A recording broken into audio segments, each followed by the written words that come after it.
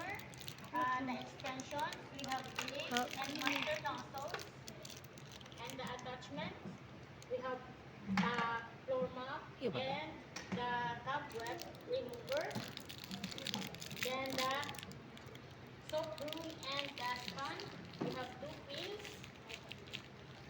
then we have 4 washcloths. One is dry for drying, soaking, rinsing, and wetting. Then we have the floor polisher. So to start the procedure, do the proper hand washing and wear your apron.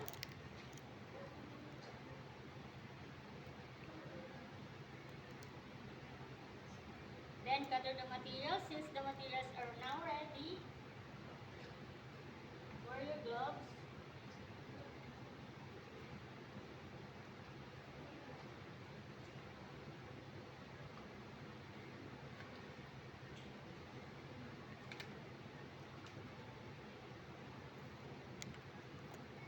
Then the sequence of cleaning is from top to bottom or from ceiling to the floor. So first, you get the cobweb remover. Then start cleaning the ceiling using your forward and backward motion. The reference is the door. Then set aside. Get the two pails. Then start cleaning the walls.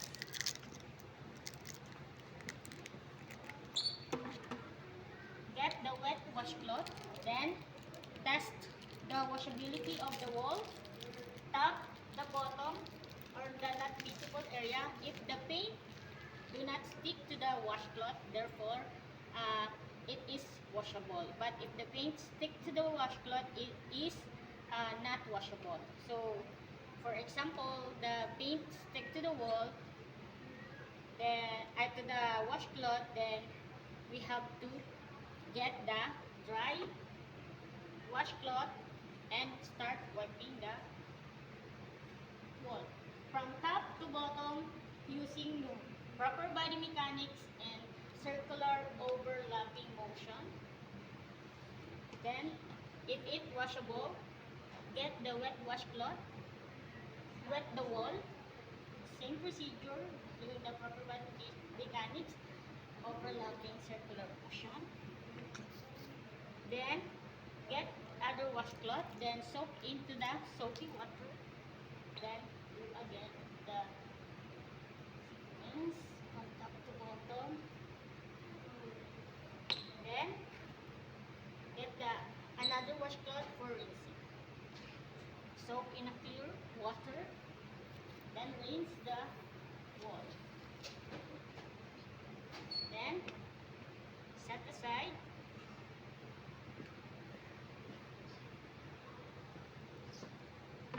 Get the vacuum cleaner.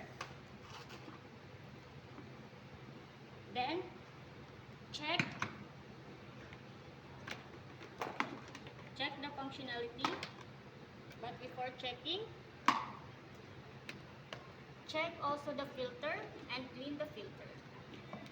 Then, get the manual, read the manual, follow the instruction, check the cord if it's free from animal bites. Then, check the compatibility of the socket to the outlet. Check if it's functional. Make sure that the unit or the vacuum is turned off. Then plug. Then test. It is working.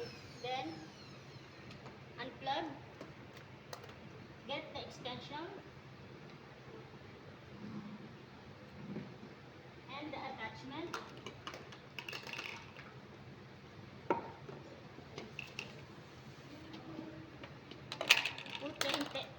Put the extensions to the front. Then put the attachment and the ellipse.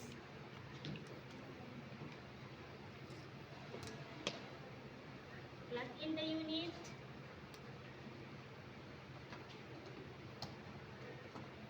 cleaning the wall from top to bottom using your proper body mechanics. Top, vertical,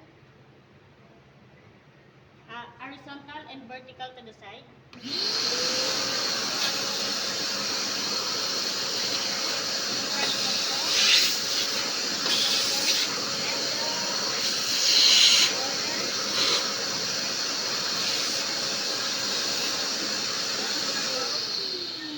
Then set aside. Then proceed to the sofa. Remove any large and sharp object.